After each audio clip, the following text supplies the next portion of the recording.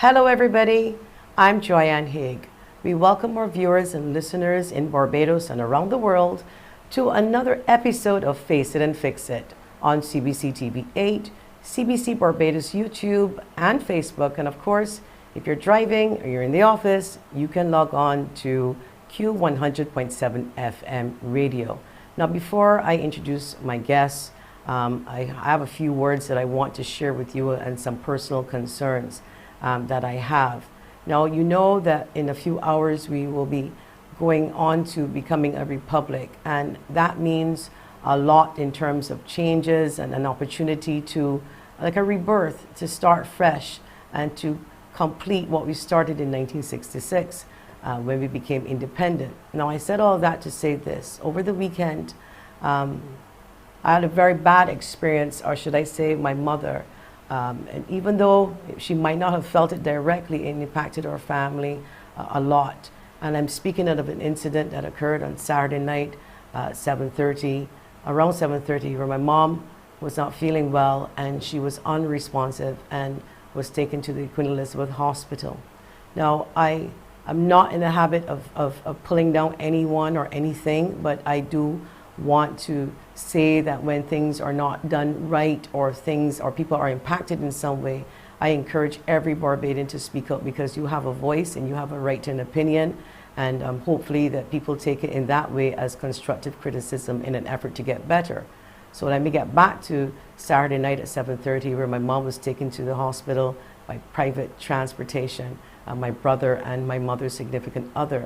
Because of COVID, my brother left and my mother was there with her significant other, but no, she came in unresponsive, which means she's not conscious. We're not sure what was happening, and if you know my age, you know that my mother obviously is older, so she's not young. So anyway, Mom went and the phone was not working with her significant other. The phone was not working that we had, and we couldn't get through to the hospital via phone. No one was answering. And my brother had left. We got through eventually to the help desk, and to make a long story short, no one knew where my mother was. For 3 hours at the Queen Elizabeth Hospital, no one could find my mother. And note, my mother came in unresponsive, and no one can find her. I do still want to thank Monique from the QEH and Dr. Warner for assisting. So it is not to say that I'm pulling down, or our family, we're not pulling down the Queen Elizabeth Hospital. But how do you lose a patient that comes in unresponsive and you do not know where that patient is? And she did not exactly walk away. Efforts to even swab my mother, screen my mother for COVID, nothing happened for 3 hours. I'm thanking God today that my mother is okay. And I'm very grateful, and my family, I want to say thank you to all that helped this weekend, because the outcome could have been very different.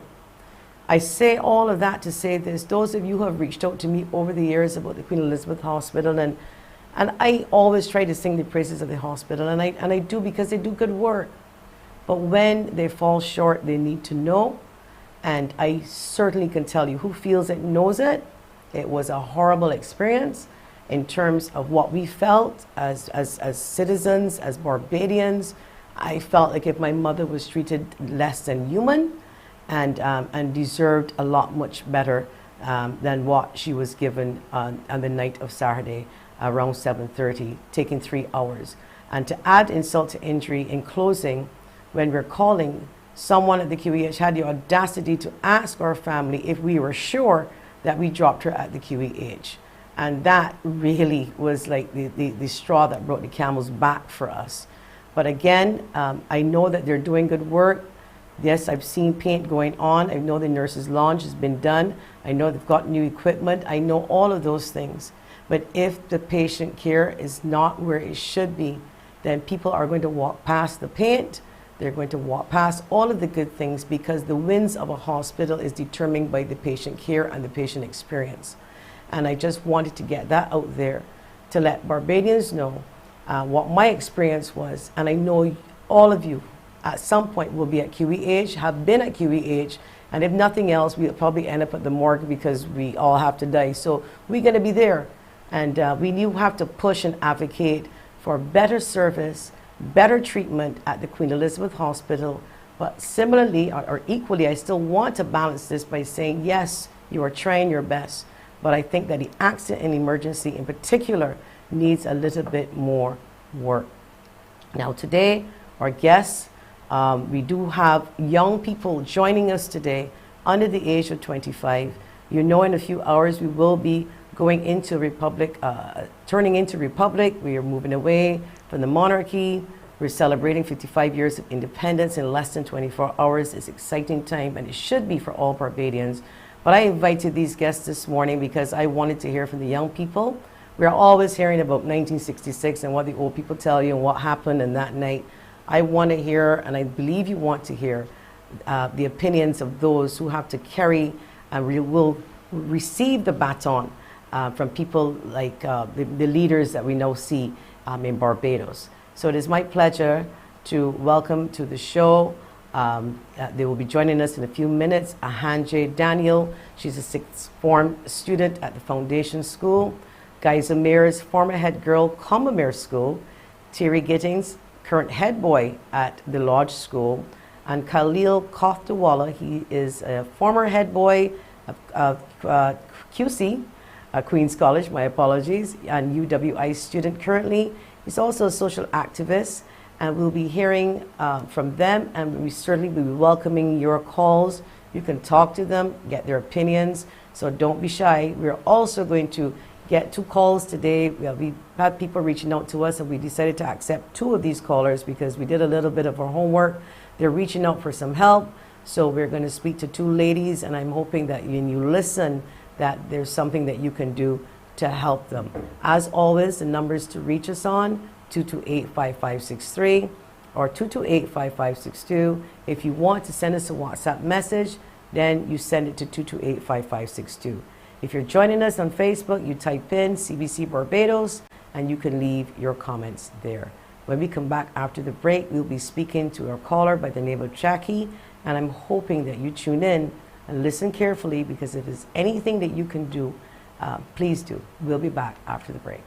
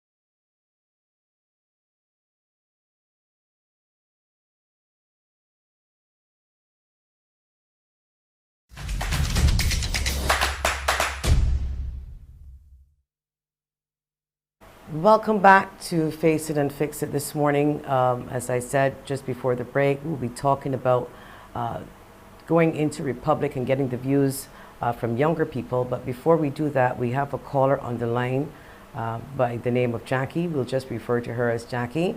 Good morning. Good morning, ma'am. How are you, Jackie? I'm fine. Good. I know you reached out to us and you wanted to share some things about yourself, and you're reaching out, and I want to give you the opportunity to say exactly what the situation is and how can we help you this morning. Well, to be truthful, my full name is Jackie Wilkinson. I live in Bottom Park, St. Michael's. I love to help who need help. I love to care the elderly. I love to help people. I go to the homes. I go to the hospital. Only place I never went and help out of the 11 parish is St. John. Right now, the last patient I see after, Elena Stout at 105, here in Bottom Park at her home right now. And right now, I need some help for a job. And right now, I need my home repair. I have no one to turn to, but I'm very happy this morning for life. Thank God for all his sinful children all around us, all around the world.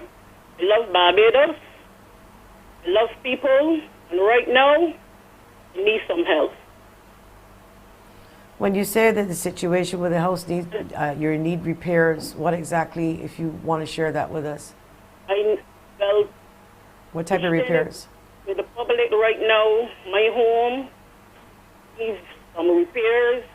If I get a job right now, I will do it on my own. Mm-hmm. If I get a job. I'm looking forward for a job.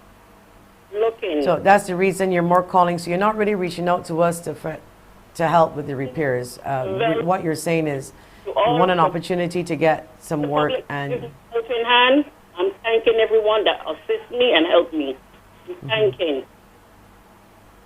So basically you're looking for a job as a caregiver, because let me commend you for being able to look after a person. You said it's a lady who lived to 105. Yes, please. And to look after a person at 105 years old, you must be commended, because it's a lot of work and a lot of care, and I'm sure you are more than capable of looking after people who are younger than 105. Yes, please. So this morning, Barbadians and people living outside of Barbados watching the show, Jackie is in need of a job, and the type of work that she's doing is the type of work that I believe is needed more in this country. Is the care of the elderly. So if you have a person in your family, or you know of a friend that requires some care and might be able to afford some private help from Jackie, we are reaching out to you to reach out to the show, and we can then connect you with Jackie.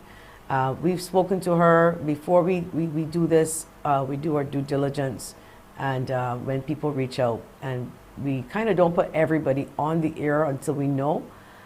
We can't stop people from calling. We want anybody to call, but certainly when they call before, and I have an opportunity to do my due diligence to invite them to reach out to you, then I can honestly tell you that she is in desperate need of a job.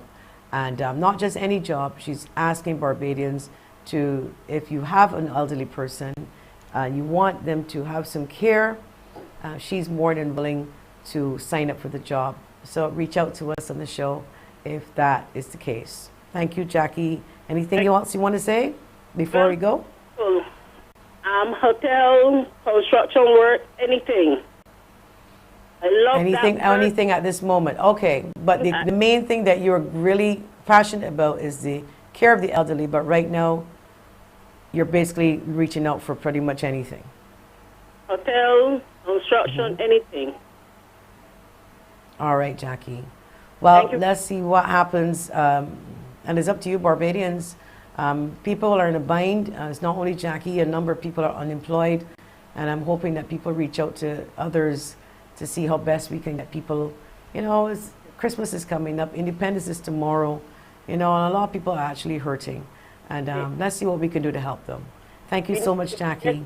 For each other, love and respect. We have to put aside the different and move on with our life. Life is too short. Right now, we have death at our door every hour. We need to be there for each other. For sure. I agree with you 100%. Thank you so much for calling, and hopefully we will be in touch with you with some good news, all right? I'm putting up my request for Marcia. Marcia of St. Christopher Christ Church. Her husband, David, is very ill, and I go out and lend her a helping hand, Marcia Yearwood and David Yearwood of St. Christopher Christ Church. And I love to help people. I love you, Marcia. I love you, David. All right, well, thank you so much, Jackie. Thank you very much. Thank you. Thank you so much. Always never easy, and every story is just never easy. Now it is my pleasure to introduce to you our guests joining us on the show this morning. We have with us Mr. Theirry Gittens. He is the head boy of Lodge School. We also have Ahan Jay Daniel, sixth form student at the Foundation School. Guyza Mears, former head girl of Combermere School, and Khaleel Kothdiwala, former head boy, Queen's College, current student of UWI and social activist. Welcome. Good morning. Good morning. Thank you all for joining us. A special thank you before I start to Mr. Theirry Gittens for reaching out to you, because I reached out to Theirry and he kind of reached out to you, and I'm glad that none of you said no. So I will start with ladies first, and I will let Ahan Jay, I'm hoping I'm pronouncing your name in the right way, and you introduce yourself, give us 2 minutes about you, and then I'll move on to the others. Then I'll move on to Guyza. Ahan Jay, which one is it? So, as Joyanne would have said, my name is Ahan Jay. I know many of you would know me in the social commentary circles and probably just music in the whole in Barbados on the scene as a junior Claytonian and as well as the richest voting talent movement.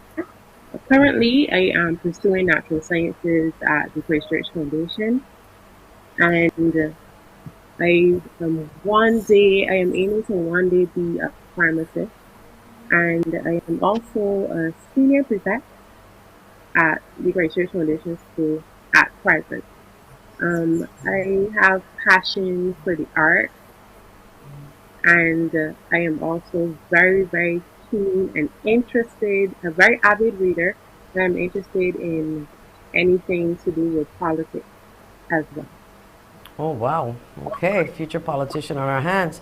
Guyza Mears. Guyza, it is my pleasure to introduce you because up and on, my friend, former Combermerean. Sorry, yes, but indeed. you know how it goes. You know how it goes. I know. Tell us a bit about yourself. You know, it feels good to be here in the presence of persons that I know well, and obviously a Combermerean, recently an old scholar. So, as you all would know, my name is Guyza Mears. I'm the former school captain of Combermere School. Right now, I'm a law student at UWI, first semester.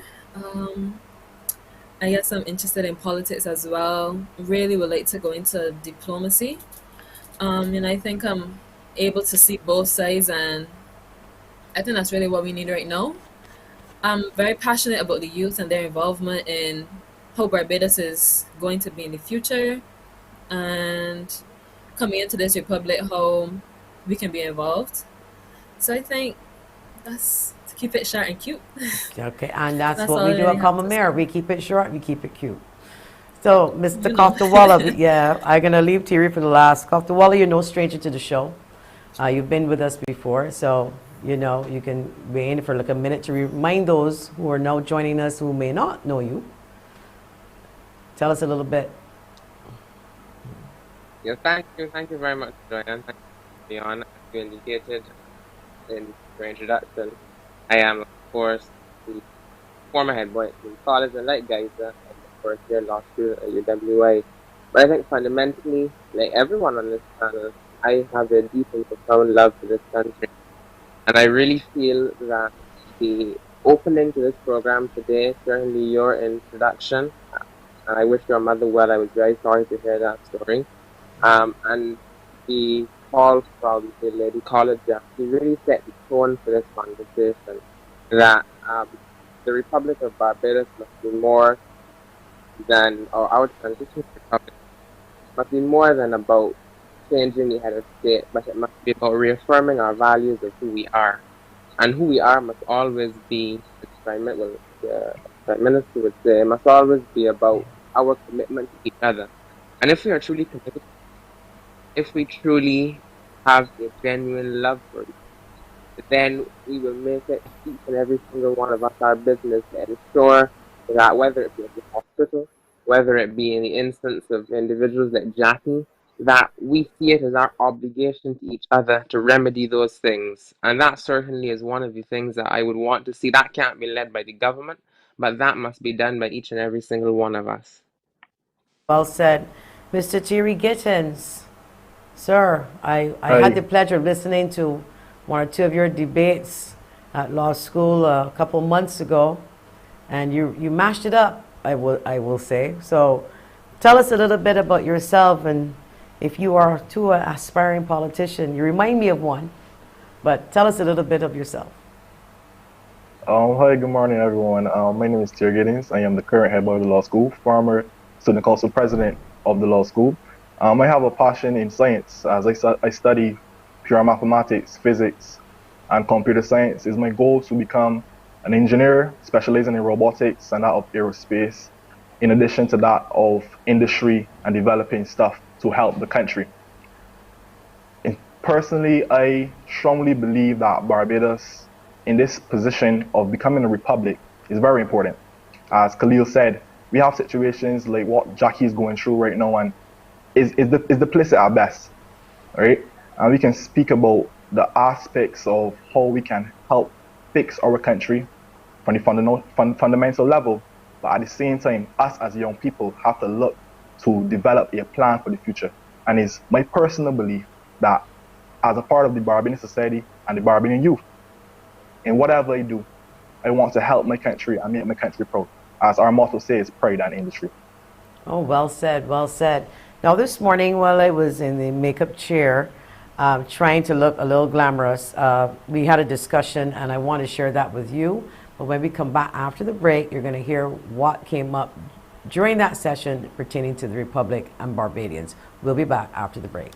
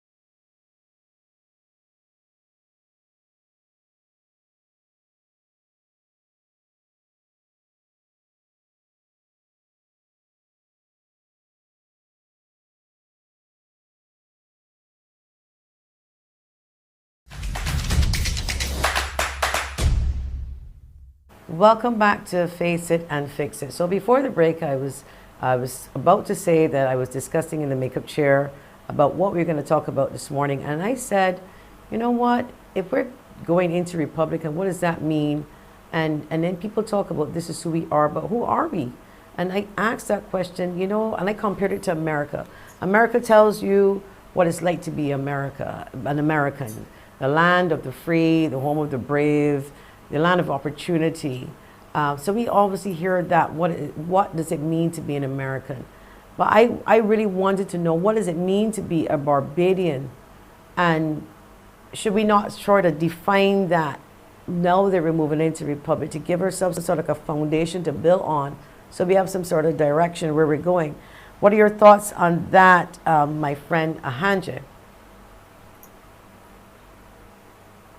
Well, Joanna, to be succinct, there are many things that we could possibly say, you know, as it relates to what it means to be Barbadian. I think that we have, it should be something that is rooted within us, like almost intrinsic, where we understand, you know, what it means. Well, like you said, we're trying to define, but we all have personal, like how we all have a personal maxim. We should all have a personalized idea of what we see as being Barbadian, and then, you know, it can be modified to suit, because everybody else has, you know, all the different ideas and all that kind of stuff. So then I think it is just you know, coming to one, well, not really one common understanding, because it is diversity that also makes us who we are. But for us to all have the same general idea, I think that's where we have to start. Okay, and Guyza? what does it mean to be a Barbadian, and should we not spend some time defining that as we move to become a republic, so we have a base? Yes, I do agree. I think, when we look back on our history, one thing we can always say that Barbadians or persons in the Caribbean in general are really resilient. When you see how far we've come and who we are today, I think that is one of our main defining features. But I think it's time that Barbadians move past that, and I think the Republic is the perfect time for that. If you've read the Charter of Barbados, the recent one, to me it sets out beautifully what we need to be and the hopes and aspirations that we have for Barbados. So I think being Barbadian we should be welcoming, which is something we are already, but we should be inclusive and we should be progressive and we should never want to be stagnant. We should always be looking for new and innovative ways to solve issues, becoming, in the true sense of the word, independent, moving away from our colonial past, moving away from imperialism and becoming, us, just being the good people we are, caring for people. I mean, if we're going back to Jackie, you mean you let her onto your show? You didn't have to, and I think that speaks to what being Barbadian is, and just caring for people despite religion, despite sexual orientation, despite gender, religion, all those different sort of things.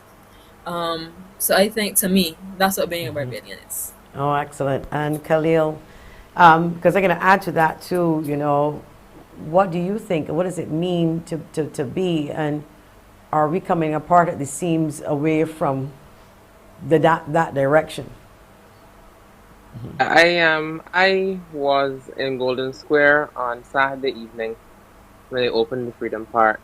And at the time, during the ceremony, I had the overwhelming feeling of what that truly represented what it meant to be Barbadian.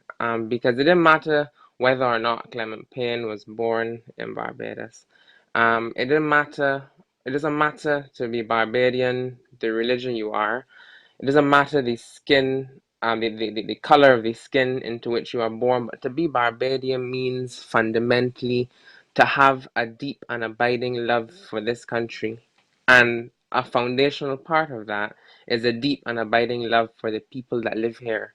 And that is why the builders of Barbados Wall and the Freedom Square in Golden Square rather, is so important, because it carries on it attempts to carry on it the last name of every single person that has ever lived on this island, saying that each of those persons who elected to live here, who were forced to live here, but who came here and who have attempted then to make the very best of their existence here, who have at all times exercised their obligation to each other and to themselves, that is what it means, that those are the people who have built Barbados and who have bequeathed to each and every one of us, to us as young people, this country.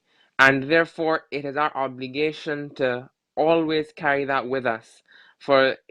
Specifically with respect to Golden Square, those 14 people didn't die, or the 47 were not injured, or the 500 were not arrested for us to be so privileged as to forget the things that built up this nation. And when you look throughout our history, forged in the most difficult of circumstances, our people were only able to survive because they relied on each other. It would not have been possible had the enslaved people, had people after emancipation, had they not been in a position to work together, to share, to raise each other's children, and so on. That is what built this nation. It is what has made this country one of the, if not the leading small island state in the world. And it is that spirit that we must reaffirm. And sometimes you look on the social media and you see the comments under the news articles and you wonder, where is that Barbados going? But tonight is the opportunity for us all, as we watch it from home, or if you're there, wheresoever you are today, tomorrow, and going forward, it is our obligation as Barbadians, if we want to subsist in this country, to reaffirm those things that made us what we are, so that we can continue to live out the highest manifestations of what we can. Thank you very much for that. What about you, Theirry? Same question, and your thoughts, because some people may say that, you know what, we're coming apart at the seams. We don't have any direction. Where are we going? As a young Barbadian, aspiring to serve my country in the future in science and even out of politics, I always look back to what Wainafa said in his final address to Parliament. These will be the greatest challenges faced by the new parliamentarians in the future, just to reference it. To me, us as Barbados, in our national identity, we have to look at cultural preservation. First and foremost, that of our linguistics. Now, Beijing is not recognized as an official language or that of a patois to English, which is of the colonial science, the colonial language that was given to us. To me, like Jamaica, what they did in instilling in their Bible, there's actually a patois Bible in Jamaica. So I believe our dialect needs to be officially written. It has to be taught in our schools so that we can preserve our culture in that aspect. Cuisine, creating and being more involved in our process. With this also being said, I believe the national identity of Barbados is that of innovation. The future Barbados will be an innovative society. That is the only way for us to survive as a small nation. Trade routes, looking at that of scientific inventions, patent, etc. That is what I see Barbados as. Yes, we may have fundamental issues in certain areas. Many can list them.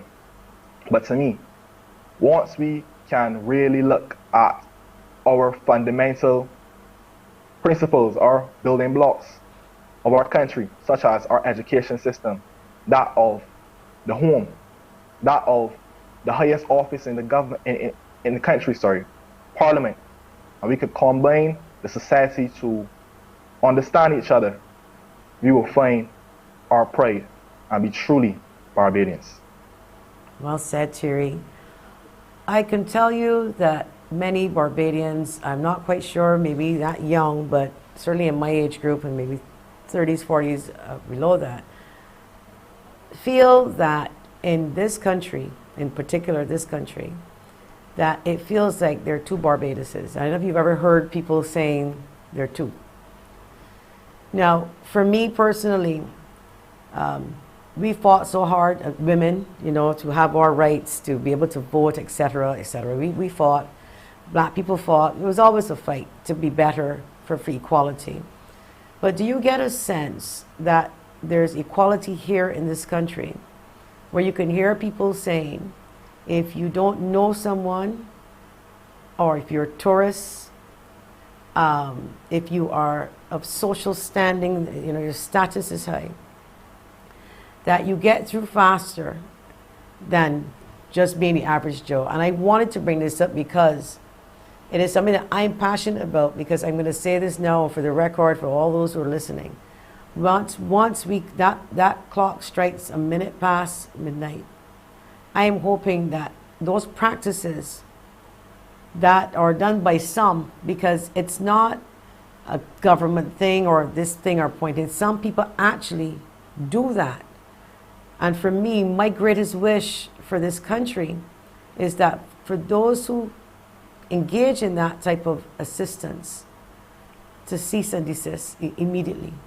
Because I think that when you want help, let's take the QEH for example, should never be based on who you are, whose background, whatever. It has to be based on who's sick, who gets seen first because they're sick. Similarly, at Water Authority, and most of you may know I was there, and I will tell you a quick 2-second story, 1-minute story. I was in charge of a rapid response unit, and we were in charge of delivering water to the public and the communications manager. And a woman called me and she said, I need water, and she behaved kind of bad. And my child go get water. My child's father is so and so and so and so. And at that time, the person's father is a politician. My response was, your mistake was telling me that your child's father is a politician, because it does not help you get water any faster. Tell me how long you've been out of water. 2 hours. At that time, I had St. Joseph out for like 2-3 days, and some people who didn't even get the tanker yet. So I said to her, without your respect, 2 hours and you have a car, and it's been 2 days, 3 days for St. Joseph. I cannot and will not divert any trucks to you. And I went on to say, without fear, and I will repeat it, seeing that your child's father is a politician, you should take the child by the politician and get the shower that you are quarreling about. He said, so for me, you cannot ever tell me, don't ever make that mistake and tell me I'm so-and-so, so you got to do this, or I'm whatever. It must be based on character, for example, if it's a job and qualifications, not because you owe me a favor or you're so-and-so and so-and-so, and then you don't work out, you're not doing well at the job, but you can't get moved. Those things are the things that if you had to ask me, Joy, what do you want to see change first? That's what I want to see change. I want to see more equality. Anybody wants to jump in and elaborate, weigh in on that? I see my friend here, Ashan, I got to pronounce your name correctly. Say it again.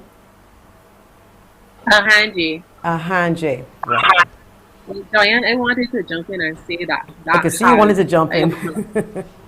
It has been a part of the Barbadian society for quite a bit now. I could say social stratification has been about since like plantation society times, and now we always had the idea, because I just saw a comment coming up, I think it was Julia, saying there are definitely 2 Barbadoses, and people are obliged to feel that way when, like you say, the underhand favors. And I could even say, even attending a certain institution in Barbados, somebody might be more inclined to believe Khaleel because, he went to QC, and, not believe me because I am an Aline O scholar. Even though we might have the same 8-9 CXCs, the same 8K at both Unit 1 and 2. So that's where I think it has to start from like the grassroots level. Mm-hmm. I mean, I can say so because, many people in the Barbadian societies, my apologies, are not rich. And I think many of us may live above our means to impress. So I think that if we start at the grassroots level in addressing these issues that you would have outlined, the whole issue of social stratification and, the higher echelon society and who that kind of business, I think that we have to eradicate that first. Because, like many people say, a degree is a degree, first class honors, you just have the degree, whatever the case is. But I think that if I sat in a class at Darjardin and I am qualified to do the job, I am, just as good as the man that went to Combermere, for instance. Mm-hmm. So I think that that's where we need to start. And I think we need to get away from, listen, I am proud to be a Combermerean. But if I went to Parkinson, I'd be proud too. My sister and my brothers went to St. Leonard's, they're proud too. So, but this stigma, it's like almost somebody telling you when you're growing up, oh, you got good hair. And I'm trying to figure out, what is good hair? I mean, isn't all hair good? You see, we grow up and it's almost like that brainwashing type of thing. So as young people now, moving forward, we need you to undo this. We need you to undo the damage that our ancestors, even though they did well, yes, for certain things, they passed on to us because they didn't know any better. We need you to do that. So I want to, weigh in here, Guyza, quickly. Guyza choosing the women and then you, so, Guyza. I understand. Mm-hmm. I do have a lot to say on this topic, as this is actually one of the points that I love to talk about, the anti-blackness, Mm-hmm. and these opportunities that you only get if you know somebody. Um, and I think, as you would know, coming from Combermere, persons already have this thing, oh, Combermereans help each other, we get through that way. But I think it's really time that Barbados moves away from this helping your friends and putting this person in a job because you know them and you know their mommy and these sort of things. And I really think it should be based on qualifications and what I bring to the table.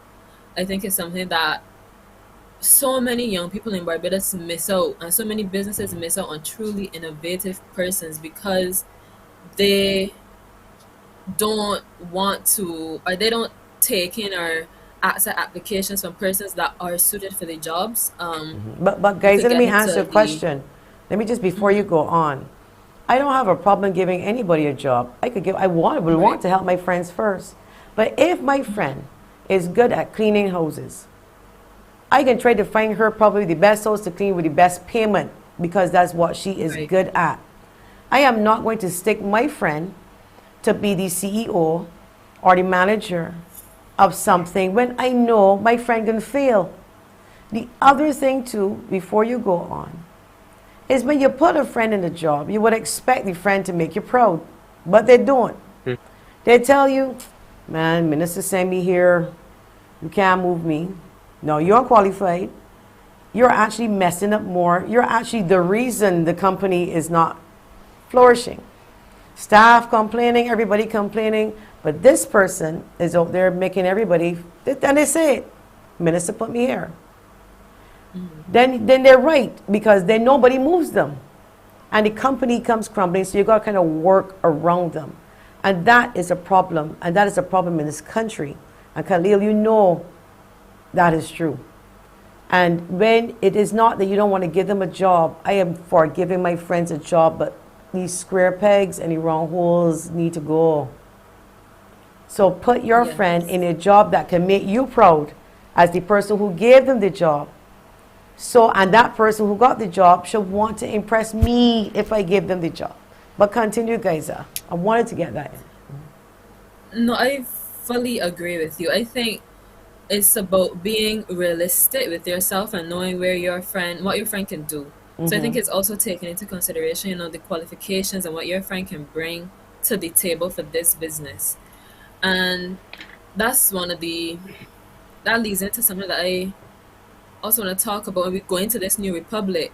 Um, a, the a revamp of government systems to say the least, and some of these companies to train people because yes, persons might be in this job and they might not be qualified or they might not be doing the job correctly or how you want, but if the minister did put them there, the minister friend, this person friend, train them at least.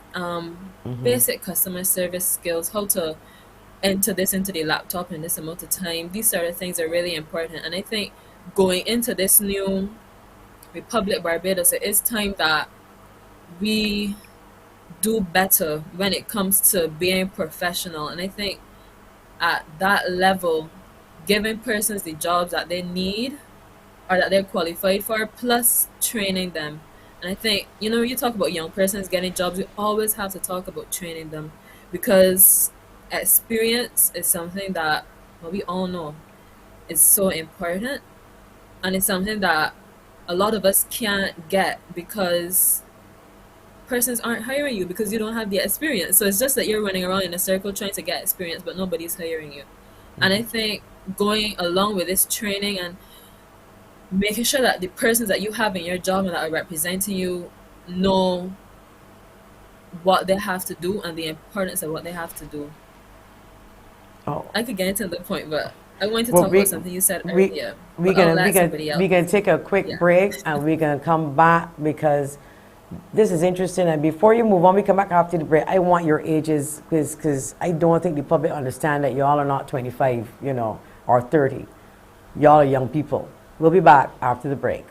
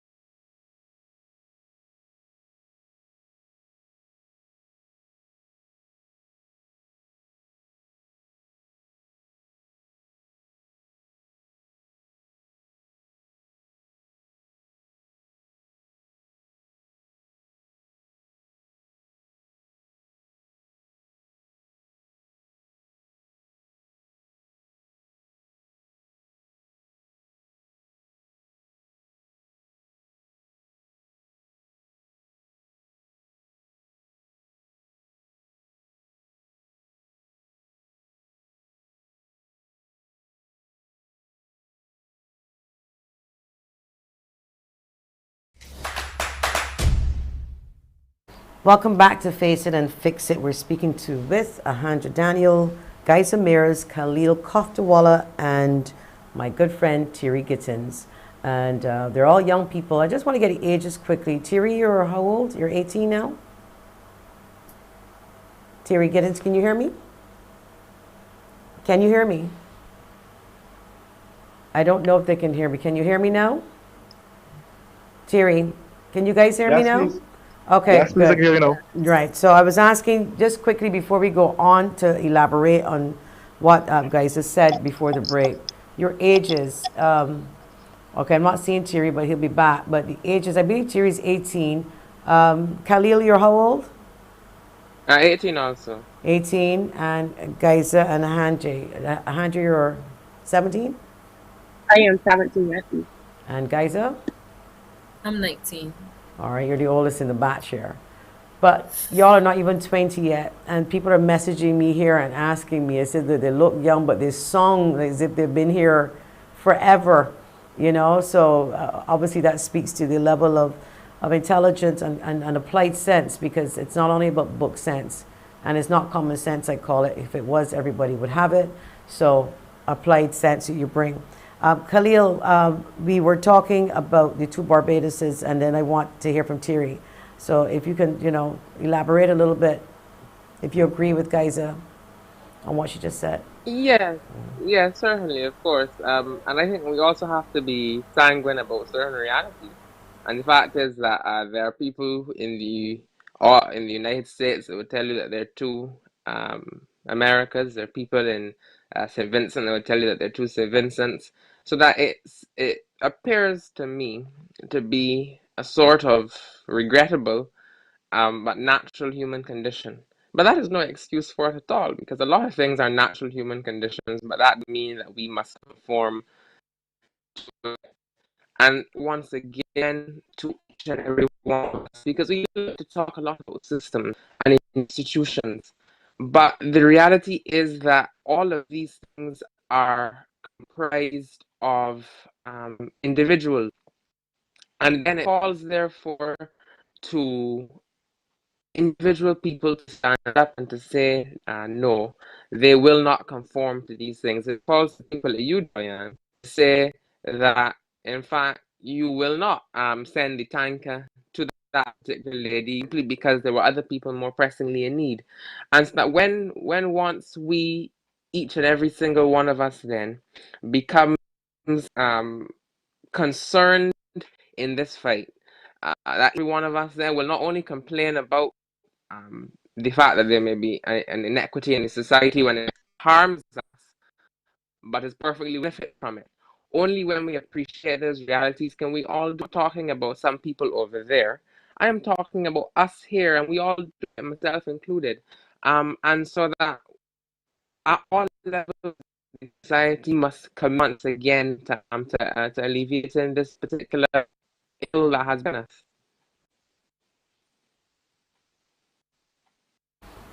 What are your thoughts on the fact that people are saying two Barbadoses, the fact that certain people get by based on certain things in this country and that we see from time to time? Do you actually believe that happens, or you're not aware of that? Yes, This is certainly. Theirry. Hello? Okay, so we might be having a little technical problem. Theirry, can you hear me? Yes, we can hear you. Right. So what are your thoughts now on what we were asking about two Barbadoses, and do you see people being treated differently based on their social standing in this country and the fact that maybe they're tourists or color of their skin? Do you see that happening? And again, it happens all over the world, but I'm talking about home with just over 270,000 people, if you see it regular. Of course I do. I see it when I'm at school. I see it when I am on the road. I see it every single place. But to me, if these situations happen in our country, it stems from the elitism of schools. Now, we know that we have schools like Combermere, QC, even my school, that if they meet someone who is of their school, hey, how are you? You went to Lodge? You went to Combermere? You went to QC? And yes, you will get favors sometimes based on the person's personality to get jobs, even that of possible opportunities for other business ventures. Yeah, at the same time, I believe with this being said, it's a matter of us understanding that in the home, it starts in the home. Getting our children to appreciate each other, no matter if they're white, black, Indian, Muslim, whatever race, whatever religion, whatever sexual orientation they are, we have to respect everyone. We may not agree with everyone, but we have to respect everyone and try to show everyone some sort of dignity. Even though there are laws such as 137, Cat 137 of the Minor Offences Act that shows any form of harassment is an offense, we still don't have a society who know the laws of Barbados and appreciate the laws of Barbados. There's some people just know, well, don't do this, don't do that, from a fundamental teaching or assumption. But to me, teaching children the laws in schools, not necessarily have to be every law, but that of the laws that are importance of respecting each other and understanding how our country operates will provide for the elitism to be eradicated. In other words, it will provide for fairness in our country. And I hope one day that we can have education and the home joining together to teach children how to respect each other through the laws of the nation, but that of the principles and morals of our country. But now that you're talking about that, it just leads me into education, Theirry, and the fact that the schools have been, you know, everybody, as you just said, Lodge, and you wonder if you went to Combermere. Nobody remembers Grantley Adams and St. George Secondary, which, by the way, I'm the proud deputy chair of St. George Secondary School, and the school is an amazing school. Principal Brown is trying, the board is trying, and it's sad that this was stuck onto them, but they're getting out of that. What can a minister or ministry or government, I should say in this case, do to help change that? Because we're talking about getting rid of 11 plus, all of the different things that we want to see the changes moving forward. So as you brought up education, I wanted to ask you about that, your thoughts about getting rid of that stigma, possibly getting rid of the 11 plus, but what do we do? How do we change it? How do we fix it? Well, a while ago I had a conversation with a former primary school classmate of mine, and we were talking about how in our school we were placed in 4-2. Now, as you know, some primary schools, they go in descending order based on your perceived intellectual capacity. I was in 4-2, most persons were in 4-1. So at that time, I wasn't progressing like everybody else, and my other fellow classmates, 15 of us, were not progressing like everyone else. But look at me now. I'm the head boy of my school. I have achieved 10 CXCs passed. And to me, with this being said, we need to start in the primary schools. Certain ideologies that we are speaking on here today of persons not being fair, persons ostracizing, jading many members of society and their children based on that of subjugation and thinking that they are less than someone else. That is unacceptable. So to me, it is a matter of us starting at home so that when we come to school, we have an appreciation for everyone. Yes, a lot of persons, 50 years old, 40 years old and above, would not necessarily be able to change their ways, because there's a saying that you can't teach an old dog no tricks. But we can truly show that from the young persons from 0 years old, even in the womb, for that connection with a mother and its child, going forward through life, to appreciate every single person. Most persons may not agree, some people would agree, but to me, if you want to see a better society in our country, it is not only on the ministry, it is not only that of our social groups and our social leaders in our neighborhoods, but it's on everyone to start the cycle to improve the nation now and today. Oh, well said. I'm going to ask you a question now, one by one. Moving forward, which agency in this country do you think, if we had passed the baton to you today, or a minute past midnight, and said, okay, Ahan Jay, I want you to pick one and fix one, which ministry would you, if the baton was passed to you, would you want to just say, look, get me in there and let me get this thing sorted out, because that particular agency is falling and is impacting the entire country? I know it's one of those questions that you can take a second to think, and I'm sorry if I got you on the back foot, but if you want to become politicians, that's what you got to do. So I'm handing you the baton, pretending that I'm handing you the baton, and I'm saying to you, I need you to choose one to fix. Which one would you be going after first as a young person? Well, Joyanne, I definitely would want to be anywhere where sensitization is occurring. So for me, it would have to be education. And like Theirry would have said, he alluded to a lot of points that I myself would have made. Just like we know, and it's so sad. I hope that in this transition to republicanism that we can get to a place where that it is no more, because I can say that I am a child, of parents. Both of my parents have locked, so they some people think of the Rastafarians as having children, who just drink herbal tea and might be a little Yeah, below yeah. average. So I remember being subject to that. I remember being like, first thing first, we are all in nursery, like coloring and cutting the scissors, like using the scissors to cut and figuring out motor skills. Why is there a nursery 1, 2, and 3? So like Theirry was saying, that's where we need to start. Like we are all doing the same thing, and then you separate us to what?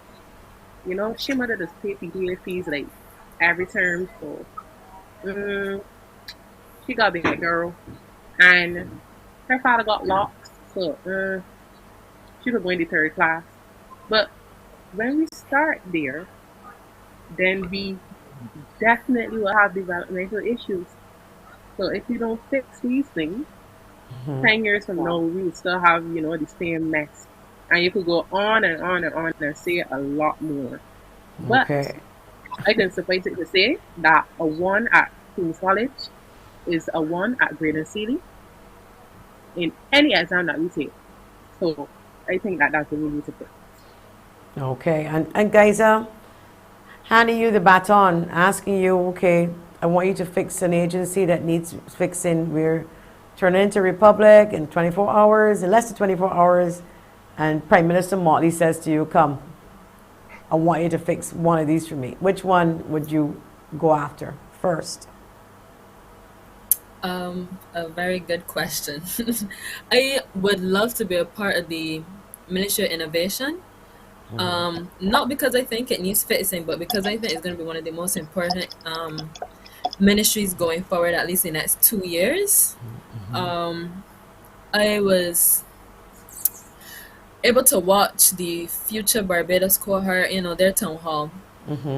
And that they spoke about everything that we spoke about here so far, really about, education, health, all the different sort of things. I recommend anybody to go and watch it.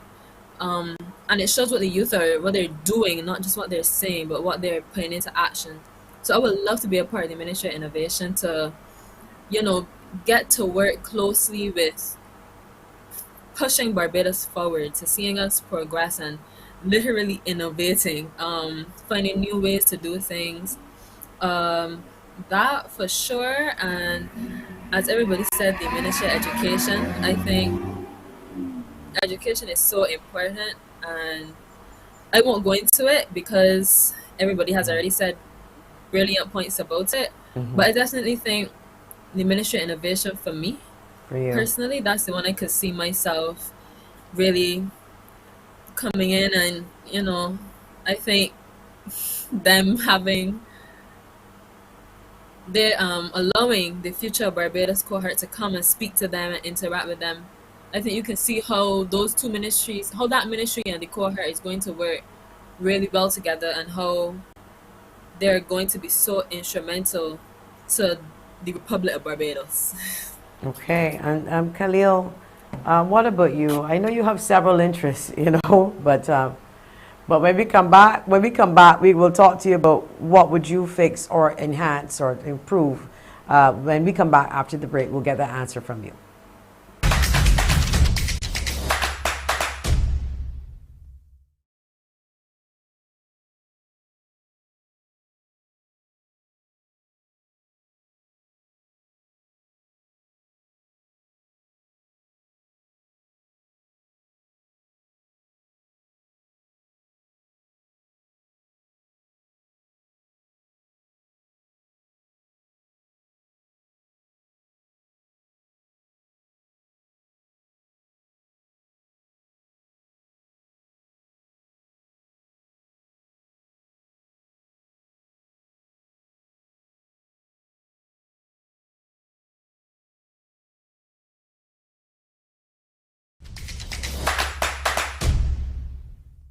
Welcome back.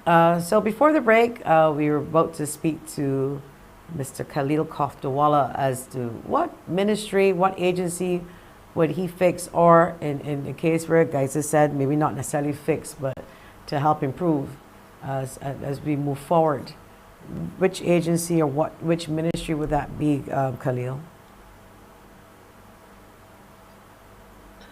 Well, certainly in recent years, much work has been done with respect to fixing these issues. There's still a lot of work left to be done. But certainly, one thing that we must look at is public sector reform. Not generally, yes, but specifically with how we treat to the public and how we treat the members of the public. Too often you hear of people trying to call a particular government agency, and it isn't because there's no one next to the phone, but despite the fact that there may be someone near to the phone is not answered. The access to information, not generally, but specific to certain government agencies and so on, all of these are things that have to be improved, that will have to take place over the long term. And so with respect to that, that is certainly an area that we have to look at, because it is all about good governance, and that's what a republic is. A republic is fundamentally, if you even look at the meaning of the word itself, it is a public thing.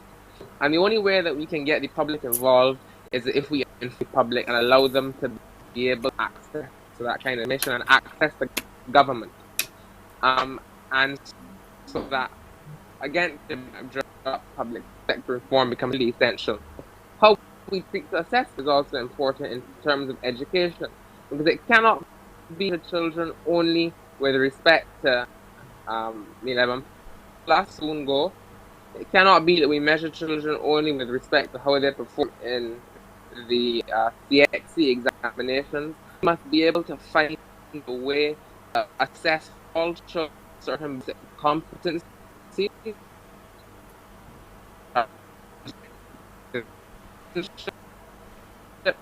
Aspects and so on, but also that we are to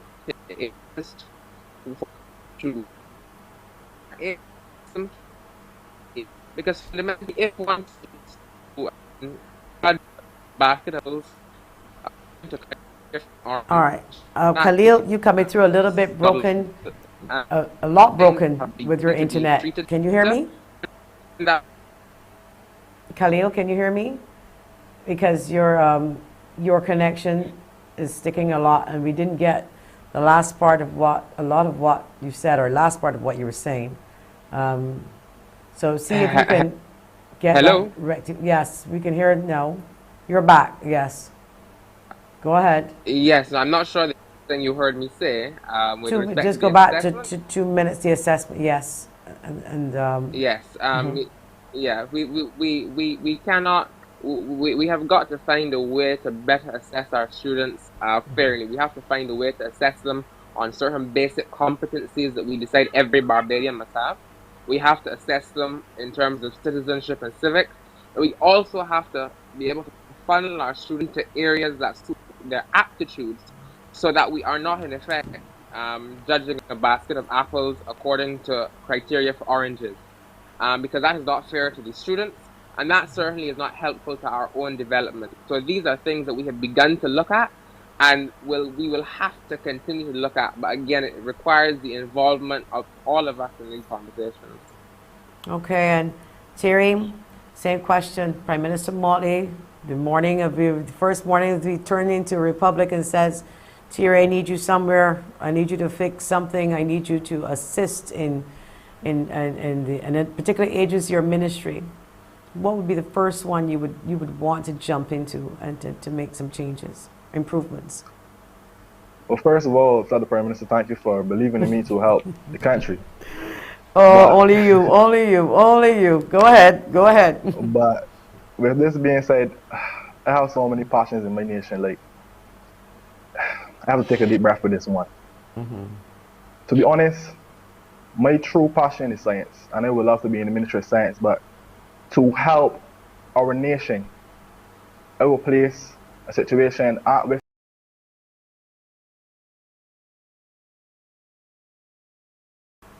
Ministry of Education, and the Ministry of Science. Some may ask why I think this or why I was do this. Well, pretty much, as we've been discussing about that of common entrance, I believe now that we need to strike that of common entrance, revamp that of Cap 41, the Education Act, and look at how we can establish something new in our system so that we can have students who may be good at art from early, who may be good at science like myself, who may be good at coding, whatever, exams catered to them. This being said, I believe the plight that we are facing now, with a lot of young people unemployed, would help with the situation. As I always base, you start at 0 years old and grow till you die.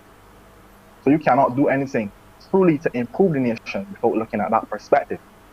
With that being said, on the aspect of the Ministry of Youth, to me, currently with individuals between the age of 18 to 45,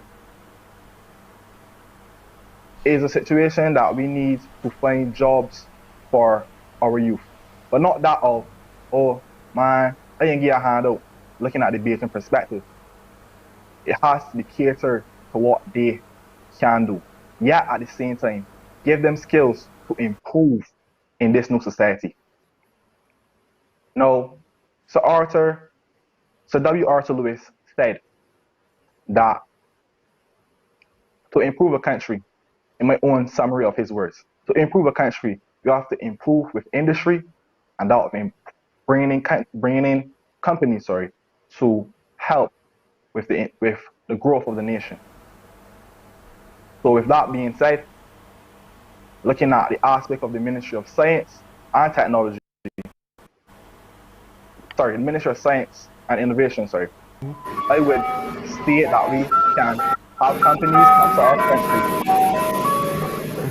to list their patents in our nation, list their trademarks in our nation, to help develop us in the aspect of going out in the world and say, well, this is our intellectual property. We have the right to this. Like something that slipped us and we were making money right now with the grapefruit.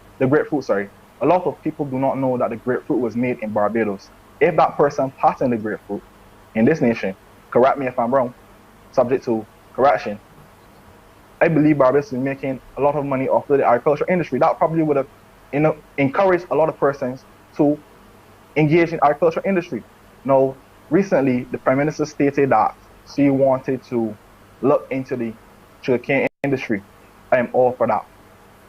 Because we can innovate new products to tie into the system. A student starting from primary through the education system, secondary, we're moving forward, and we have a structured plan for each and every person's life. Now, Guyza, for my last point, reference that of Future Barbados. And they were speaking about something in terms of the aspect of tracking, not necessarily tracking to maintain an awareness of the student or the individual or the citizen, but looking at their progress to see how they are doing in school and how they will be doing in the society. So with that being said, I think that's the way to go. And if I could be a part of that in a co-joint manner, I would. Okay, that well said. Khaleel, I wanted to touch on what you said about public sector reform, because for me that is so important, because if we don't get the people aspect of this right, then you can bring in all the equipment in the world and see all these positive changes and spend all this money, but the mindset of the people and how they do what they do and how they implement things is important, because I think a lot of what is slowing down the country is the fact that human beings, and they're being human because we're in a COVID environment and people are tired, but pre-COVID, we had problems. I think COVID just sort of exposed a lot of what we needed to fix over the years. And I'm not speaking of any particular government or whoever. We have issues, and we'll always have issues. But I don't want us to have the same issues 10 years later, because 10 years later we can have new issues. Because if you don't fix something now, what needs fixing, something else will come. That's life. It can come. And then something else can come on top of that. And you can realize then that these are 10 things and the whole thing comes crumbling down because nobody can do nothing. So, because I'm very particular in what I say, not because I have to worry about a politician taking it the wrong way. Communication and translation of that and the interpretation of that communication is important. So you have to make sure you repeat yourself, and then you repeat yourself in 10 different ways to simplify it so that nobody walks away thinking that, Joanne on this show says, everything is wrong. No, there are a lot of good things that are happening in this country, a lot of great things that are happening in this country. Independence tomorrow, going into republic, is one of those things. And to me, it's an opportunity for rebirth. It's like a fresh start, even with the Constitution and the changes that we will see and the public being able to weigh in. Now, there was a question or some questions that were being asked by members of the public about the way it has been done. Now, for me, and the layman me, I'm more interested in people getting the jobs. I'm more interested in crime going down. And when the Prime Minister made the announcement, and Khaleel, you were a guest here, about the type of republic, it wasn't a major change. Like, it's all these different things and everybody's weighing in. And I was like a little lost. What is it? Are we selling our country to China? I mean, I tried to figure out what's the problem. You're completing a process that started in 1966 by moving away completely from the Queen under the monarchy. I even read people arguing and getting angry that we invited Prince Charles, and I'm like, and I mean this here though, honestly, if I only had them type of problems in life, sitting down and worrying whether or not, I would be the happiest person ever. Because for anybody to sit down and go on social media and calling the media to debate whether or not Prince Charles should be here, if you're moving away from the monarchy, you shouldn't invite him. And I'm like, that's so wrong. We are not at war. We are not pulling away from the monarchy because we don't like them. We're pulling away to have our own identity after all these, to complete a process that was started in 1966. And I believe that when you start a relationship with somebody, well, maybe some may not agree when I say this, if you're finishing it, you should finish it the right way. Invite them to the table and let them know, and let everybody leave amicably. So I would imagine that would be the situation, to make sure that England knows that we still have strong ties with them. So it is important, I think it's imperative that we invited Prince Charles. And on that note, I want to welcome Prince Charles to our island of Barbados. And I'm grateful that he's here. Khaleel, and you want to weigh in on things like this, the public opinion. I'm not saying you're shutting down people's opinions, and I'm not trying to dilute it and trivialize it. But I kind of asking myself, Lord, man, how many things that we can pick on? And these days, I find that we focus sometimes on the wrong things, small things, and not on the large things. The reality is that several governments have spoken about the desire to transition to a republic, but that at the end of today, at 12 o'clock, Barbados will be declared a parliamentary republic with our own president. And the idea then that having done and having gone where no government has been able to go before, that the process was flawed, is a bit strange, considering that it is the only government that has been able to do it. The Prime Minister and her government understood how these things have manifested themselves in other countries. In St. Vincent, this went to referendum, and it was defeated there because it got clouded with other issues. In 1999, Australia took this to a referendum, and it was defeated there. And the reality is that referenda are unreliable because they are never about the actual issue that is being voted on. You need only look at Brexit to have figured that out. They become cluttered with issues that are completely unrelated. They become partisan, they're politicized. And there is no one, I challenge anyone to point to me 20 people who disagree with Barbados becoming a republic, not disagree with the time, not disagree with the process, but fundamentally like us to retain Her Majesty the Queen as our head of state. And in the absence of being able to find a good 20 or 50 people, and the reality then that we all agree, then it makes perfect sense to me, certainly, to take this step and to use this, as I said on this program some months ago, to use this as the momentum to propel us forward to the more challenging constitutional reforms that are wider in scope that have to take place and that will take place in the coming year and that will take place to the foundation of the public is that we have taken this bold and proud step. We are taking this bold and proud step by the end of today. It is a moment of unbridled jubilation for all of us in Barbados. And it is a particularly proud moment for us and certainly for the government of Barbados, which has been able to bring us to this point using a process that has worked in getting us to this point. And then, of course, then next year we will all have the opportunity to weigh in on every single aspect. With respect to our friendship with people, um, I heard the Prime Minister say last week or the week before, at some point in time recently, in quoting Errol Barrow's famous "Friends of All and Satellites of None," that we often refer to the satellites of none part. But the reality is that he started it by saying that we are friends of all. And that must always be the guide for our foreign policy, to be friends of all, not lackeys of anyone. We've never been lackeys, but fundamentally to be friends of all. Break, and we're going to hear from Ahan Jay and Guyza on their thoughts on the Republic when we come back.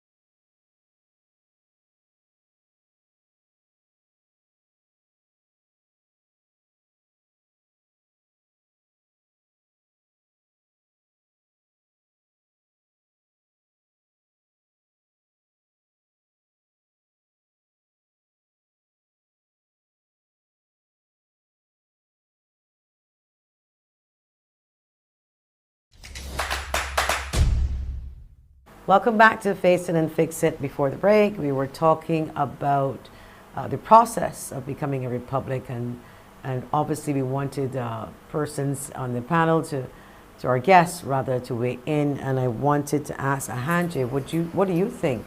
All of the public discussion, and it wasn't done the right way. It didn't go to referendum.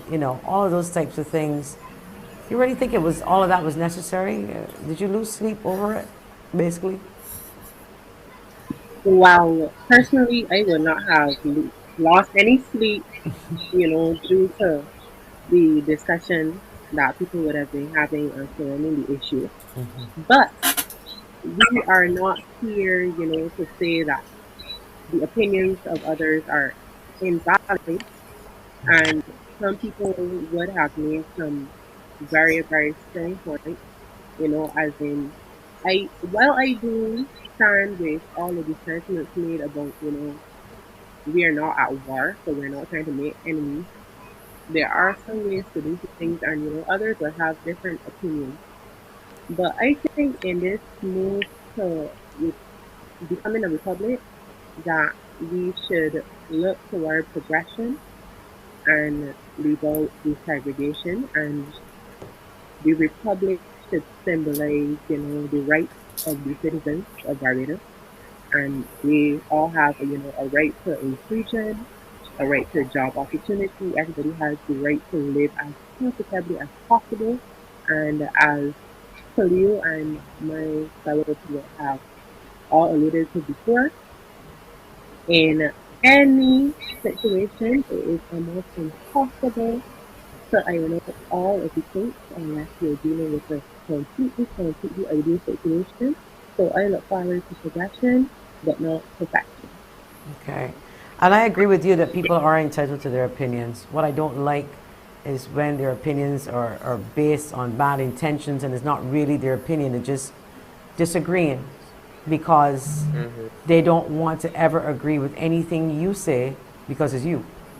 And I think that is where I want Barbadians to make sure that they can separate the two when that happens, that when people are putting their position and their opinion, it is done with their interests, the public's interests, that you want to step forward and put your argument for, and not your own self-interest because you may want power and you know that what they're saying is right, but you just need to disagree because you don't want them to be right. Which then leads me into another question.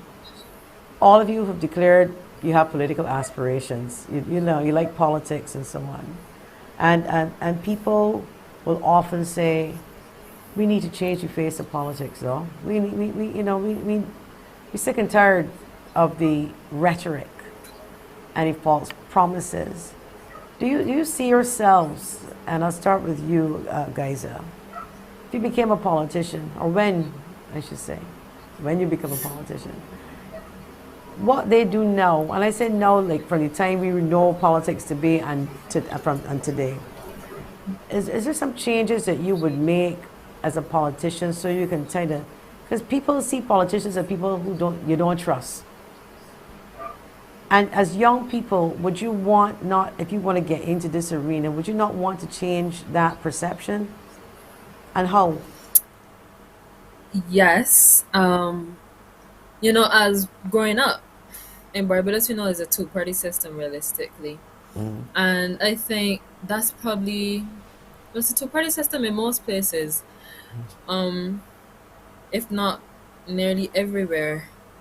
I think to change, what I would change, as you said, the biggest thing for me is false promises and persons, bringing on young people, and we're talking and we're so passionate about what we're saying, and then that's it. That's where it ends, and it never goes anywhere. And to me, I think that's the most disheartening part. It kind of makes it seem that you see the citizens of your country as pawns in your game, but I think we've been blessed in Barbados that both of our parties, the morals at the bottom, at the end of the day, are the same. Everybody wants what's best for the island, and we are sticking to the law, and we're doing things by the button how it's supposed to be. What would change is the transparency. I think as a government, everything that you are doing, well, obviously some things you just can't say. Obviously, but most of these things and these things that you're spending so much money on, I think, especially now with the cost of living going up and these new taxes and everything, that persons want to see where it's going, what's happening, where's my money going, what are you doing today, what are you doing tomorrow, these meetings are closed door, and I get they're closed door for a reason, but update us. And I think COVID, with the press conferences that we were having and the updates, I think that was, in the beginning, for sure, it was, to me, the most transparent I've ever seen a government be with its citizens. I think the Minister of Health, he has to be commended. He wore his heart on his sleeve, and we saw a different side to politicians, and we saw them being more compassionate and being more thoughtful. And it felt like, if, even though some people would say that the things put in place were against our will, I think it was the first time that I felt like what the citizens mattered the absolute most. It wasn't about money. It wasn't about the economy. It was about how are we going to keep these people alive and well. And I think, to me, going back to my point, that's one of the biggest things I would change: transparency and just the way politicians interact with people. You know, it doesn't only have to be around election time that you're coming out in the community and that you're filling out the potholes that is dropping every day when I'm driving home. I think it's really important that politicians are involved every step of the way, and not just when the 4 to 5 years pass. And to me, that's something that has always stuck with me, because you only see them around a certain time. I did not know who was the MP from my area until um, around 2017, 2018, when elections was coming around again. So I think, to summarize, transparency for sure, just being more involved and seeing your constituency members and seeing the persons that you're serving as not only a collective but as individuals and as people that have, you know, their own thoughts and that feel deeply. So I think that's what I would change coming around to politics, or yeah, politicians.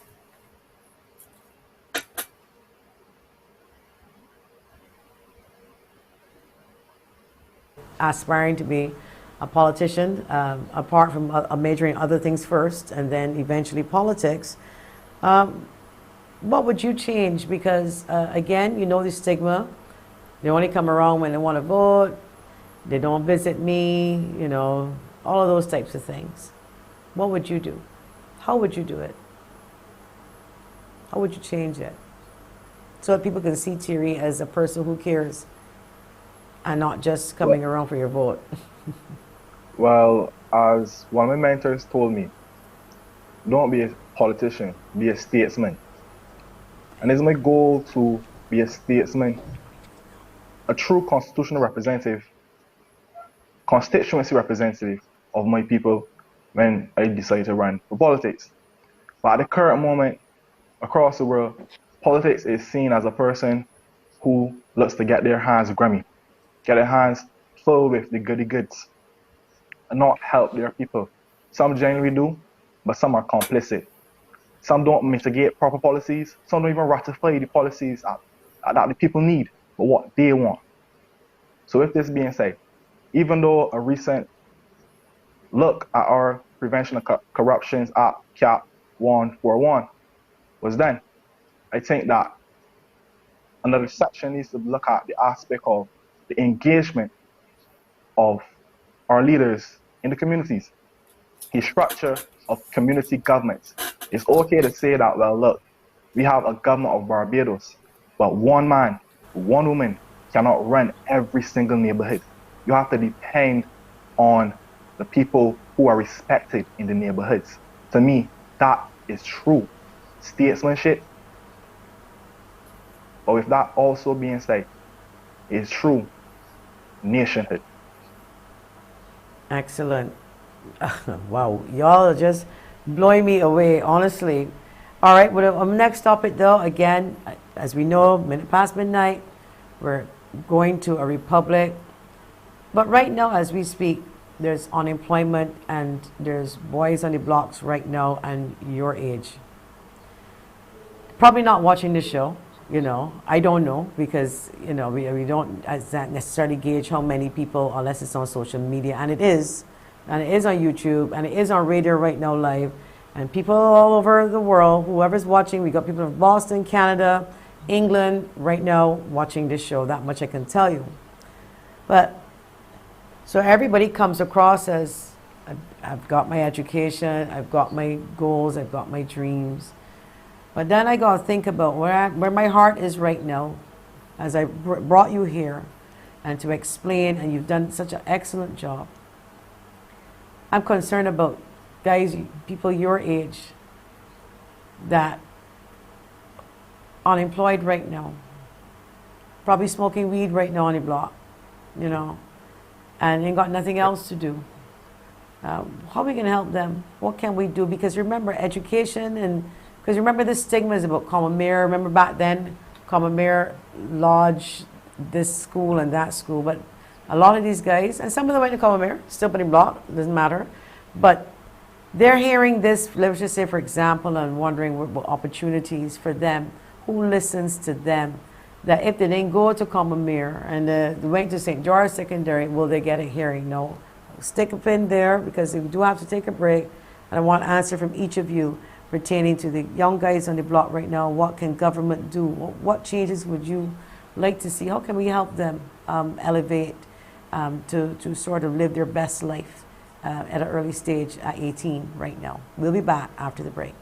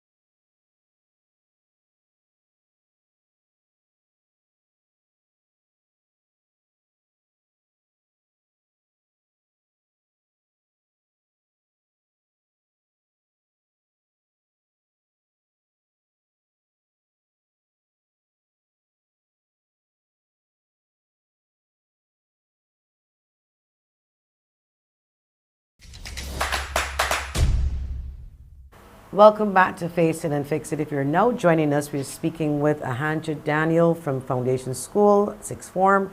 Guyza Mayor's former head girl, Combermere School, currently at UWI. Theirry Gittens, head boy at the Law School. And Khaleel Kothdiwala, student at UWI. He's also a social activist. Now, the reason I asked that question before the break, which says, what do we do about a young guy's now, how do we get them sort of sensitized to all of what you were saying? Because they speak a different language, but they want the same things that you want. They want the same things that I want. And the reason I want to bring this up is because people are saying, so when I turn, a minute past midnight and we go into Republic, what does that mean for me? What does that do for me? I ain't got a job. I ain't getting an opportunity. I don't speak as well as Guyza does or Theirry does. Nobody ain't listening to me, and that bothers me too, because I hear from them a lot, and they don't feel people give them a chance in the way that they deserve. They don't feel people believe in them because they think that they spend their money on brand name shoes, which is true to a certain extent. And before you answer, I asked them, why do you want to wear the gold chain and stuff? She said, when you grow up poor and you get an opportunity to look sharp, you just overdo it. You just want to feel that sense of standing out at the fete, standing out in the crowd, standing out. And that's what they want to do, because it makes them feel better. So I will start with you, Ahan Jay. What can we do? We turn it into Republic by tomorrow. What does that mean for these guys? What should we do then in terms of going there, getting to that Republic step and all the changes we want, and letting them understand that this is also going to benefit them too? Will it? Inclusion, Joyanne. Inclusion. We can no longer ostracize them because of their decisions. Not everybody has the ideal background or has the support of their parents or the community, the family, or any external links they may have access to. Not everybody, is subject to the same condition. And if they just start by looking at skills as, not just areas where we could make a living in, or if you could barely get by in, but seeing them as important and as in things that we need. So because a young man might want to go into, raising pigs or whatever the case may be, don't just say, well, as a parent, you went to school for all of these years and this is all you could do. You need to encourage and sense, and on a governmental level, we need to sensitize. So allow them to know that there's absolutely nothing wrong with making an honest dollar, doing these kind of things, and going into skill and trade work. But Not this now, everybody, well, for sure, I agree with you, because this is where the Barbados Vocational Training Board now becomes very, very important. Because, as Minister Bradshaw always says, and I think she's trying her best to show that it's not only about maths and English. It's important, yes, to read. It's important to add basic stuff. We know that. But mechanics and plumbing and even wider skills. I would actually like to see a music studio in every community. If guys want to just record and rap and do their thing and freestyle, every community. So right now, shout out to people in Marhole and people in the Diggins and Silver Hill men. I'm telling you, they would love that, because for them, they'll be able to, that's their skill, that's their thing. So as you said, farming, all right.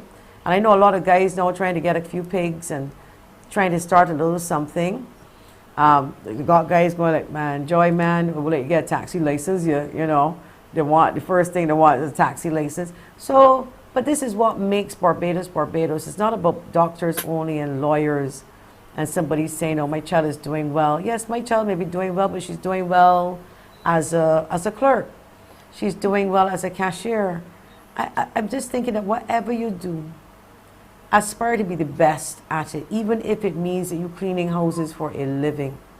I've often told my daughters, well, but mainly my big daughter, because my daughter, Sky is 22 and she has Down syndrome, but I still let her know the sky is the limit. But the other daughter, when she said to me, Mom, she wants to do something with her life. She's doing psychology now. All I said, and I encourage all parents, tell your children whatever it is. One, make sure it's legal, because you don't want to get in trouble. But two, make sure it is somebody you want to wake up to every morning to do. If you don't do that, you will not be happy. And it doesn't, it's not what your parents want you to do either. And I know some of you may know this because parents want push. But it's really not about what your parents want. I know of one child that has more O levels, A levels. I don't know, no subject she failed. But she wanted to be a casino dealer in Las Vegas. I'm like, all that education, and that's what we want to do. Mm-hmm. So we can't, take that away from them. But we got to soon wrap up. So I'm going to go now to Khaleel with what we were discussing just now about the youth. How do we include them? As she said, inclusion. Are we doing enough for them? What else can we do, in your opinion? We can always do more, and we have to meet people where they are. We cannot always expect people. I think it was Ahan Jay that made the point that not everyone starts from the same position, so that we cannot then afford everyone the same, the very same things, because they do not have the same mechanisms to access it. And so we meet them where we are, where they are. So that you spoke, Jayan, to music studios and community. The Ministry of Youth and Community Development are doing great work in terms of renovating and revamping the community centers. And that is a fantastic idea that can be incorporated into these community centers that we have dotted the island. With respect to farming, we have the feed program. In terms of allowing people to be able to start their own business, you have the trust fund program, but also we must create a better and more enabling environment for people to be able to register their businesses, so that then they can become fully on all fours with respect to the law, And also then that allows them with fully registered businesses and so on to be able to better unlock access to other forms of capital and so on. So it falls then to the government to create an enabling environment for this kind of activity, and that has been started, but more can always be done in that regard. But as I continue to say, it's about meeting people where they are Where and they're at. understanding in the school also. We must meet our students where they are so that they do not feel at the age of 16 as though we are discarding them. But I must say one more thing, Joyanne. In your previous question, you framed it in terms of that all four of us have a declared interest in the politics. And I must say that I didn't say that. I certainly Theirry, Ahan Jay, and Guyza made that clear, but I did not say to just Thank correct you the for record. I did not clarifying that. But I'll tell you, Yes. you can be easily fooled by just meeting you, because when you speak with you, you remind me so much of a politician, and I don't mean in a bad way. Actually, you remind me so much of the late Tom Adams, and even the late David Thompson, and I'm sure other people must have told you that. So if you didn't say it, you didn't. In my mind, I'm just thinking, here is a young Tom Adams in the making. And if you don't know that, and that's a very good compliment, as well as the late David Thompson, you may want to rethink your future, because I can see that. I think most people can. That's the direction. I have not given that a lot of thought. Say again? I haven't given it a lot of thought. Okay. have Well, not you know what? given it You're thought. only 18. But Prime Minister Motley, I believe, was 23 when she first entered the arena. And look where she is today, and she's still young. But Theirry, I want to hear from you, and then we're going to have to wrap up in like a minute. Everybody, closing remarks about the youth in this country. I know that you, and I know you, and I know you don't pick and choose, and I know that you're humble, and I know you have friends from all walks of life. And I'm sure they reach out to you for various reasons. How can government improve helping the youth in this country, people in your age group, unemployed right now and on the streets? Layman. Well, for me, I'm glad we're speaking about this because this is a topic dear to my heart. To me, the solution to this problem is that of financial literacy, but corporate law being taught in schools, but also outside programs, including even that of looking, if we go to organizations like Men's Empowerment, if we go to MISA, if we go to Key Club, wherever we can, teach youngsters, young people about these things. Now looking at the persons who would be in the streets, ghetto youths, whatever you want to call them. These criminal situations that happen, to me, stems from money. If a person has a problem with a fight bike, man give him back a fight bike, that's money.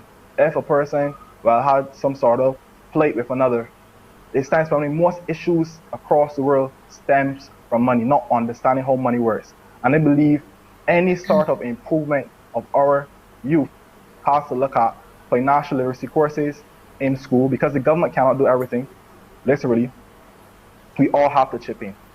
Most importantly, teaching our youth, those in the streets, about CAP 308, the Corporate Law Act, in Barbados, so they can understand how to make a company, KIPO. These are the things that we need to teach our youngsters, especially those in the streets. Wow, Theirry, that just blew me away for sure, and you're quite right. Guyza, did I give you a hand at this, a chance to jump in on this topic? Could you? Not yet, but very quickly, I agree with everything everybody said. I think one of the best is we can try to get these young gentlemen, these young ladies to become more of contributing members of society. We definitely need to look at new ways, and I think the Ministry of Maritime Affairs also dealing with the blue economy and the green economy. They were speaking about how they would like to do more large scale projects instead of just doing smaller scale projects like the sargassum seaweed. And I think when you you go into those things that people aren't usually thinking about, that then you allow persons to find new interests. Not saying that the agriculture is not the way to go or anything like that, but I think, even this is kind of, a lot of people don't agree, but I think my friend Ryan, we talk about this often, the legalization of marijuana, you're allowing persons to tap into a new sector, they're starting their own businesses. And as Khaleel would have said, being able to register your business and run your own business as an entrepreneur is so important. But it's so difficult to do in Barbados, and I think we need to look at ways to make that easier. And telling persons, oh, go and start a job, go and start your own business, is that's really not helping a lot of persons. They need capital, they need advice, they need these sort of things. And it's hard for us to bring things into the country now. A lot of things aren't developed here. So I think, you know, as I said, I was going to keep it short. We need to start to look at different sectors. I think the blue economy, the green economy, once again, is a point that I stand so strongly by. We need to tap into the economy of marijuana and everything to do with it. We have, it's something that I think a lot of people are missing out on. And personally, coming from Combermere, I've met a lot of different walks of life and these people, and they know what they're talking about, they know what they're doing, they just need to be allowed to do it. And I think we do that, you're gonna see persons really take off, you're gonna see them be interested in something. And I think that's where we need to start tapping into these other markets and not just depending on, as I said, the government, but the government has to take these first steps so the youth can follow and so other persons can follow. Okay, thank you. I can take that as your final word, but we got final word from Ahan Jay. 30 seconds. Yes, Then please, I could jump in.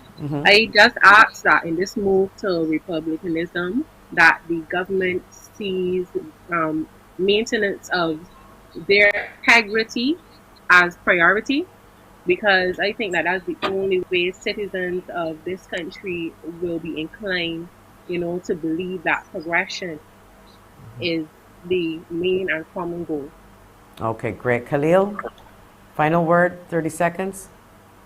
Proud moment. It is not going to end. The work does not end tonight or tomorrow, but it is just beginning. So let us use this republic as a springboard to do all of that which we know that we must do going forward. We have gotten to this point. The Prime Minister, the government has brought us to this point. Now it is time for us to take the baton and truly do that which we know must. Thank you so much. And my friend Theirry Gittens, who helped me to put this all together and to invite my special guests. Final words at you, sir. I agree with Khaleel, but for me, it's simple as this: pride and industry. There's no other words needed to really embody us as Barbados. Pride and industry. Okay, excellent, excellent way to end it. Pride and industry. I want to thank my special guests, and I know a lot of people thoroughly enjoyed the conversation. I know I did. I want to thank Ahan Jay Daniel, sixth form student at the Foundation School, Guyza Mere's former head girl at Combermere School, yay, and at UWI, studying at UWI now, Khaleel Kothdiwala, no stranger to the show. He is not interested in politics, so let's just correct that when I said that earlier. But he is a student at UWI and a former head boy at Queen's College and also a social activist. And my good friend who assisted me with the panel, Theirry Gittens, he is head boy at law school. I want to thank you so much, Theirry. I want to say good morning to Ryan, your dad, and I'm sure he's watching this morning, and you've just made him very proud. And similarly to all of your parents, I want to say good morning, because I'm pretty much sure your parents going to I'm going to watch my child on TV. Thank you so much. Thank you all. We'll be back after the break. Thank you. Thank you. Thank you.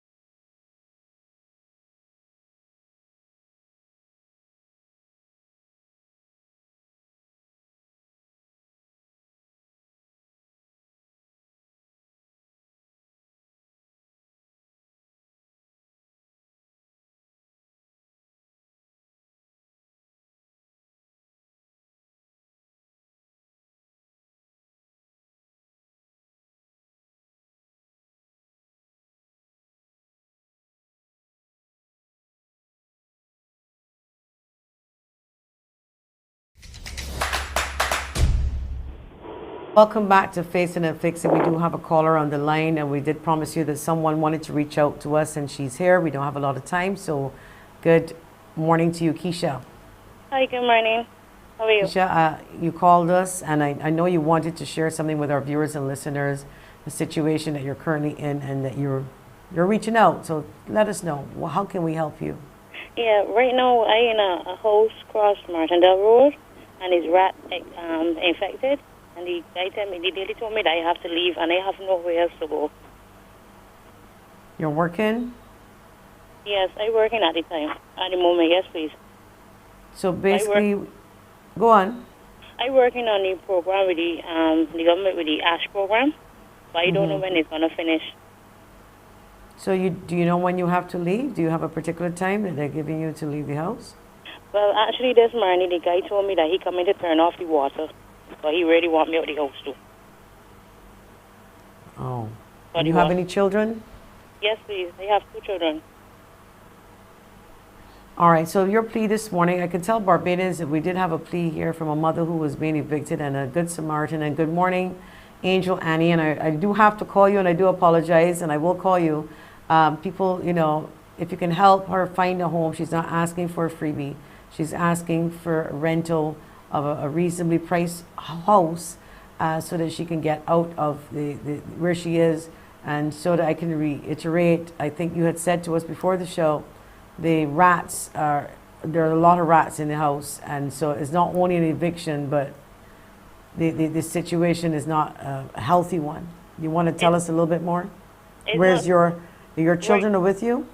No, they're not with me to the fact that the rats, I think, is me in the house. My son by his godmother, and every minute he's been calling me, asking me when he could come with me and watch that. So what steps have you taken to at least reach out for some assistance before coming to this show? Because it's important that, you know, we don't just let people just jump to and not try on their own. I had put an application form at the welfare, and nobody has called me as yet or reached out to me. Welfare, anybody else that you reached out to? I checked some places, I got houses and stuff, and it's like $1,200, $900, and what's not. They're really expensive, and it's really hard for me to find a house.